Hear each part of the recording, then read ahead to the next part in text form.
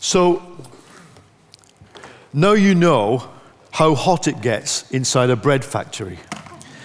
And think about it, the workers who worked here when it was, how hot that must have been.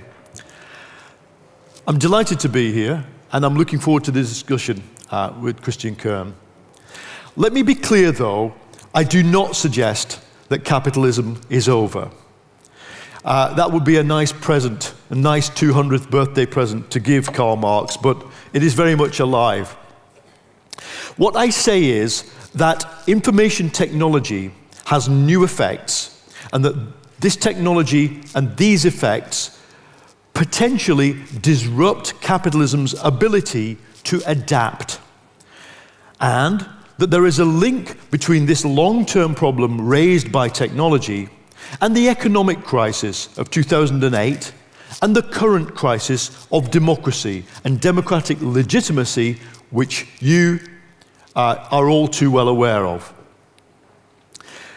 The global financial crisis of 2008 was, in one way, only a cyclical crisis. Credit was clearly overextended, and as a result of the crash, we would have expected 10 years of a depression while people paid back their overextended debts. States, companies, households were all going to suffer after 2008.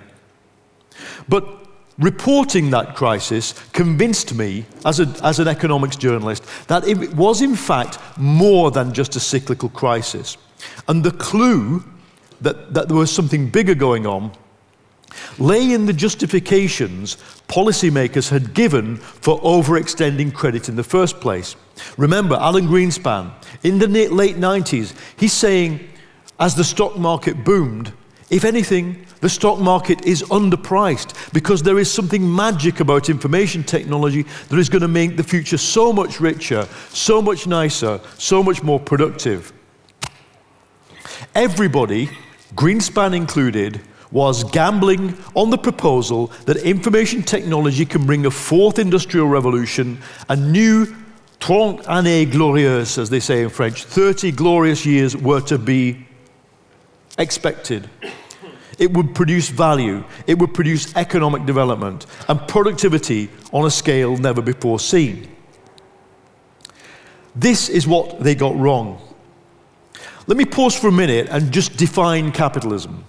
Forget the 19th century definitions. For me, capitalism is just simply an economy regulated by a market in which today the surplus, the extra, is extracted from all of us in the form of money, not just by profit in factories like this when it was a bread factory, but through rent, through interest, and through asset price inflation.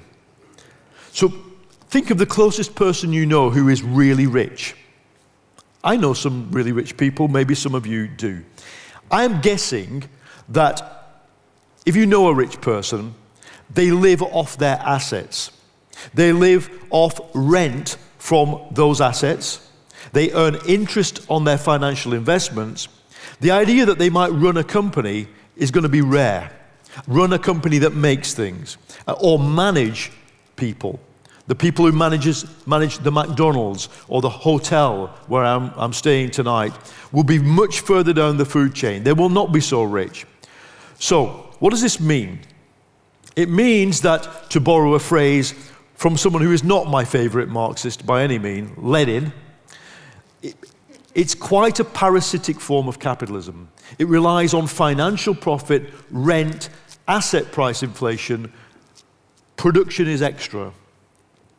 Nice to have, but you don't need it to be rich. The question for this kind of capitalism is, can it adapt? Can it find new sources of profit that are not rent, not monopoly, not printing trillions of dollars from the central bank? Because capitalism has always developed through dramatic mutations. It has always metamorphosed from the free market capitalism of the 19th century to the finance capitalism studied in this city by Rudolf Hilferding, to state capitalism after 1945, and to the neoliberal system we live in now. They were all very different forms of capitalism, Each mutation was done in order to survive. So the question is, can it mutate again? We must understand that each time the mutation has taken place in the last 250 years, capitalism draws on two resources: technological innovation and the ability to colonize or find new, non-market, non-capitalist parts of the world. In this sense, capitalism fits the definition of systems theory. It is a complex, adaptive system. Its internal mutations usually take place as a survival mechanism, and they're driven by innovation and contact with a world outside. Rosa Luxemburg understood this well. The problem is, she didn't understand the concept of the world outside well enough. Because at the moment when she predicted that German imperialism, and indeed the imperialist system in 1914, would run out of steam because all the markets were exhausted, she took 2 years to write her famous book, The Accumulation of Capital. And in those 2 years, the number of movie theaters in Berlin grew from 1 to 163. In other words, capitalism found new markets inside the brains of the Berlin working class who were drawn to the movie theaters. We should always expect it to be colonizing new parts of our lives and finding ways to valorize that. But there are limits to capital, and the first one is technological. And here's the basis of my thesis. Information technology is different to all previous technologies. It's not just me who says this. Eminent economists, Paul Romer in the 1990s, Peter Drucker, the management theorist in the 1980s, the management theorist Jeremy Rifkin, not a left-wing thinker in the classic sense, all agree, as I do, that information technology is different. It allows itself to be reproduced on an ever-expanding scale, collapsing the price of everything that comes into contact with it. If I had PowerPoint, I would simply show you a series of graphs, the shape of which go like this. Falling price in 15 years, bandwidth, storage, processing power. The cost of sequencing one genome of DNA falls from $100 million 15 years ago to $1,000 today. Now, that's not a new process in capitalism. Usually, however, when machinery makes some old things cheap, capitalism finds some new things that are expensive. And not just expensive, you need skilled labor to produce them, they are expensive to acquire, and you replace what becomes cheap with new stuff that is higher quality, needs higher skill, and commands a higher price. This is the problem that information technology disrupts, I argue, and others argue. That, in fact, it's hard to imagine capitalism now spontaneously creating new expensive things. However, it has a short-term solution. What happens, I would argue, are 4 effects of technology that produce counter effects within capitalism itself. And I will use the word Marx actually used when describing another phenomenon in Das Kapital. I've got it written down here, if I can find it.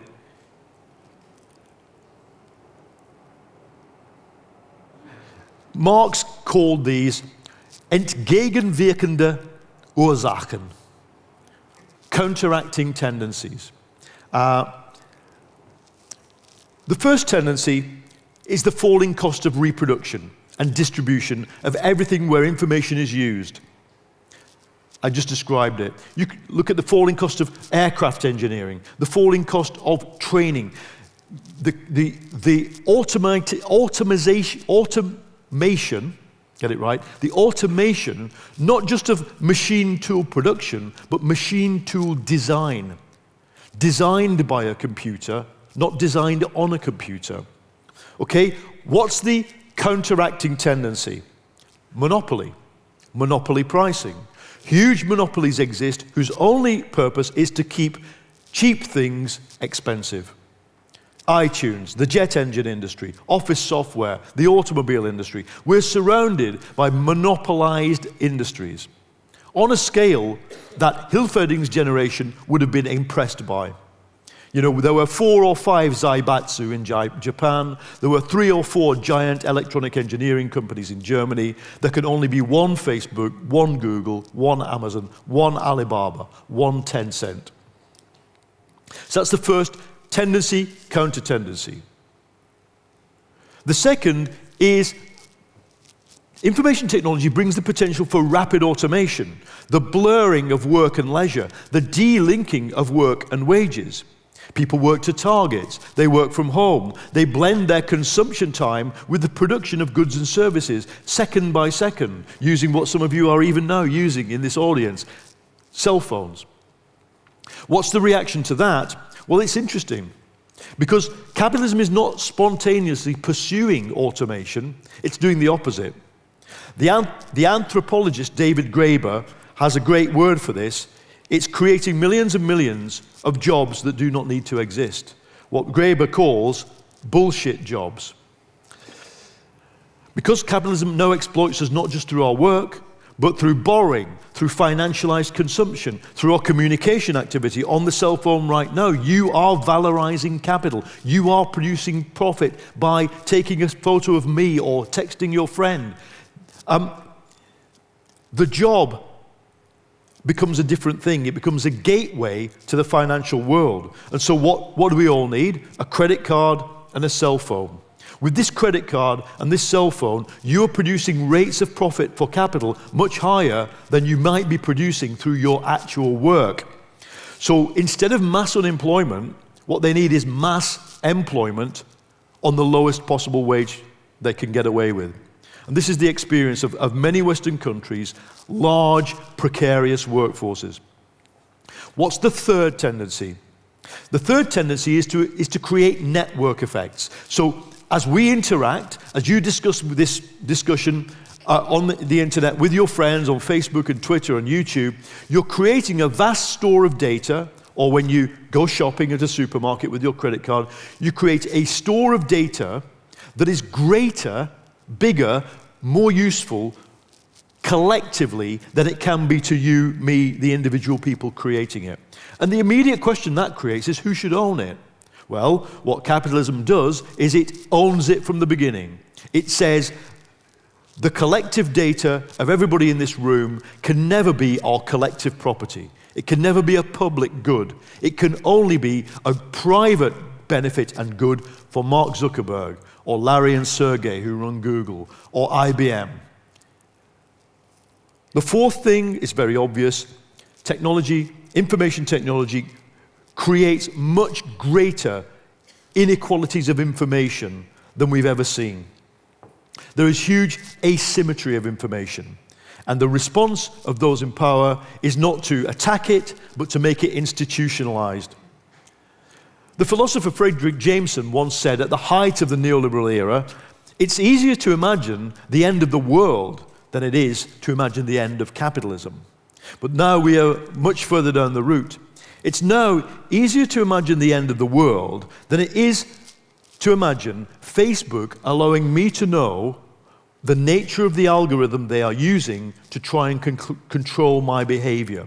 To suggest to Facebook that I ought to have symmetry of information power with their owners is like suggesting, it's like heresy. Nobody can imagine it.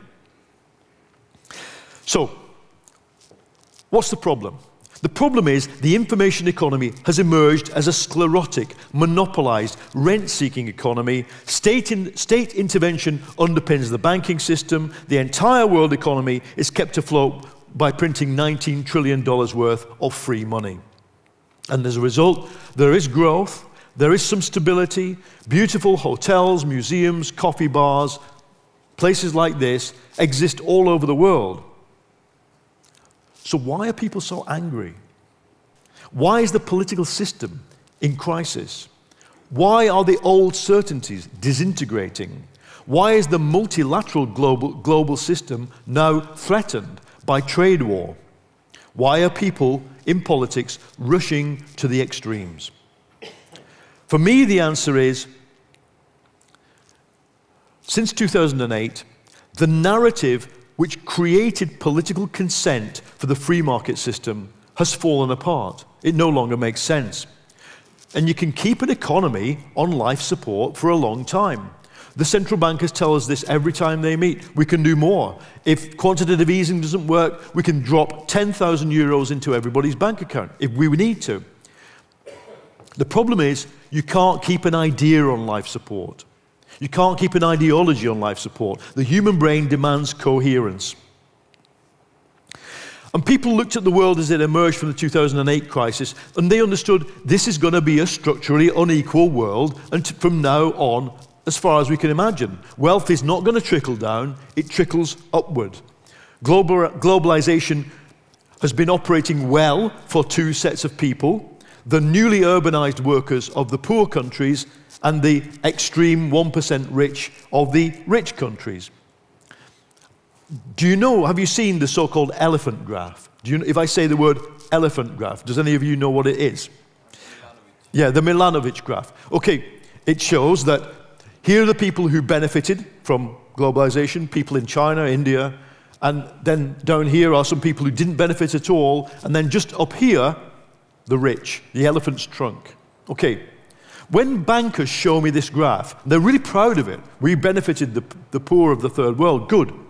I say, the people down here are quite important, historically. That's the working class of Austria, the working class of Britain, the working class of Germany and America. Why? Because these were the people who fought for democracy. These were the people who, through their own effort, created democratic societies in a way that do not exist at either end of this graph. So to annoy them is quite risky, as we've now found out, because what they are doing, many of them, are refusing their consent to go on any longer with this system. And this rejection is no longer just about economics. Let's understand this. When neoliberalism worked, say in the 90s, the early 2000s, what it created is, I argue, a performative system. So, the person in the coffee bar has to smile at you. They have to be happy. In Britain, if they're not happy and they're not smiling, their fellow workmates vote them out of a job. They will sack them. That's the system we created, the stabbing each other in the back but be happy system. And as long as you perform as the system requires, it's fine. So you have to be happy, serve the cappuccino. The manager has to tick the box saying, I met my targets. The human resource department has to say, we have targets for employing black people, migrants, women, lesbians and gays, and we met every single one of them. But nobody has to believe anything. Nobody has to believe in what they're doing. And as a result, the workplace and large parts of public life become performative. Here's the problem with that. Once the system no longer works, once the narrative no longer makes sense, the performance becomes meaningless. And the very same person who was ticking the boxes for employing black people and women now reveals the truth. They hate black people and they hate women. They hate liberated women because, as the American far right says, liberated women oppress weak men. This is the theory of the far right in America, together with their racial science, which is the modern form of Nazi eugenics.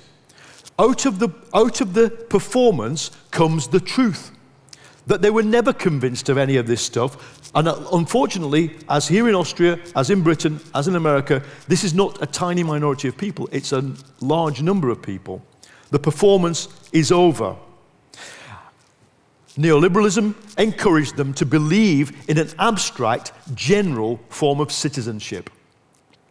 The European Union's definition of citizenship is to be an economic agent in a market, effectively.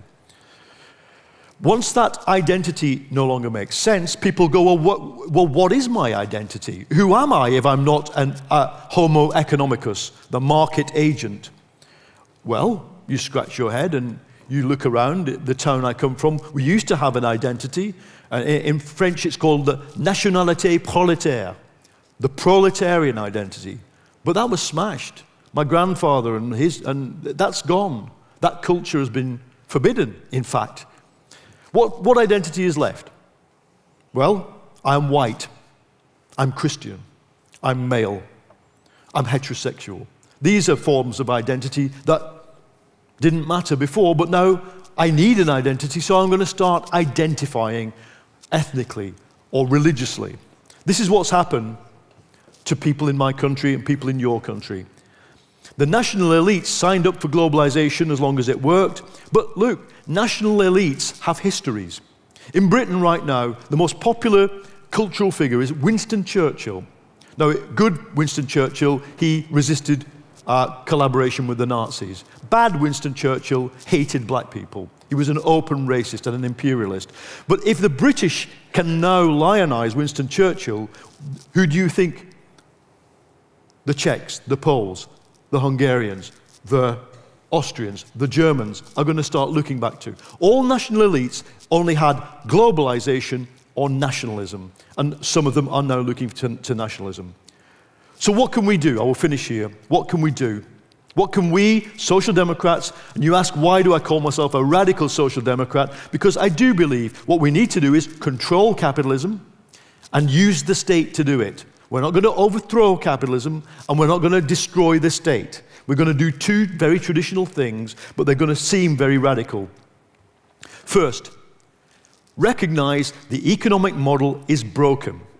I don't agree with everything that Jeremy Corbyn says or does, but I supported him in Britain because I knew he would say that. He would say, we're not going to try and fix the old system, we're going to come up with a new idea. Second, construct not just a series of alternative policies, but a narrative. Ours is a cultural battle with the right, and to win it, we need a narrative just as strong, stronger, and more human and more universal than theirs. And it's really obvious. We need an inclusive, high-wage capitalism with rapid automation underpinned by safeguards, for example, like universal services or even the universal basic income. We need rapid reductions in the length of the working day, the working week, the working life. That could be our goal. The right will ask us, how do we pay for it? We point to $6 trillion sitting in tax havens of wasted capital, capital that can never be invested because its owners do not want to be taxed. Destroy the offshore tax havens, capitalism could become dynamic for several decades more, but it has to be socially inclusive. Third, treat the emergence of right-wing populism like an engineer would. Ask what causes it, ask what you could do to mitigate it, and see if you can fix it. I know in this country, for some bizarre reason, young hipster people, some of them have become right-wing. But in most countries, it's not them. It's low-skilled, low-educated white men who did have status before, in the bakery maybe, but don't have status when they are serving in a coffee bar and when somebody with a degree is also serving in a coffee bar. Each of them has something they want. And as we go to our electoral agitation in the Labour Party, we have trained ourselves to listen to what they want. Because sometimes the hatred and the bigotry and the xenophobia are only an excuse for something more, and we have to listen to what it is. Sometimes we can't give them what they want, but sometimes we can work out what they might accept. And here is where I want to finish. We can't give an inch to the prejudice of xenophobic and nostalgic people, but we can say social democracy can revive your town. We can arrive in your town with money, expertise, and investment, and we can transform your life. How about that? I'm afraid some people, when we said it in the Brexit referendum, said, they said literally, I don't care if my economy collapses or stagnates as long as I can get rid of them, the migrants. We said, well, end of conversation. We can't offer you anything. But not all said that. Many said, Okay, I'm listening. Nobody's ever offered us a total revival of our destroyed industrial community before. Tell us how you're going to do it. That's how we went during the British general election from 25% in the polls to 40% in the polls, and could have won. And I think we will win, and I think you will win. I say to you as Austrian Social Democrats inside the Eurozone, frankly, you're going to have to tear up the copy of the Lisbon Treaty that exists in your head. That doesn't mean defying the Lisbon Treaty, it's law. But you have to think beyond it. You have to think what Europe could be like without a neoliberal austerity regime, and with one which could deliver real growth and social justice to the population. Finally, we, the left, must have the courage and the confidence to present to the business elite of Europe and America a choice, a big choice. To the bankers, to the business owners, to Wall Street, to the people I met in Alpbach at the Alpbach conference. Who's your main enemy? Who you claim to be for a liberal, progressive, democratic society. Who's the main enemy? The left or the xenophobic right? Because if you want to fight xenophobia and nationalism, we'll unite with you on the same basis as in the 1930s. The democratic resistance struggles to fascism and authoritarianism were popular fronts of liberalism and the left. But if you want to become the right, the whole project, I'm afraid, is doomed. Because who, in a globalized and technologically exciting and exuberant world, who wants to be part of an ethnic, nationalist, exclusionist, nostalgic world? Who wants to be part of it? We know who. Viktor Orban, for sure. Vladimir Putin, probably. Recep Tayyip Erdogan of Turkey, most definitely. But does the Austrian People's Party want to be part of that list? Does Sebastian Kurz want to be on that list? I really struggle to believe, as a social democrat, respecting the long and proud tradition of Christian democracy in this country and in Germany, that Christian Democrats want to be on that list. So we can stop them, we can save them by giving them an alternative, and above all, going to the streets and the doorsteps and the workplaces of our people and having the strong argument that there is no future in xenophobia and racism, and that with us, we have a vision for a different kind of capitalism that can work for them. I've seen that message work on the doorstep in Britain. It's not easy, but it can work, and I believe that with Christian Kern and with the Austrian Social Democratic Party, it will work for you. Thank you.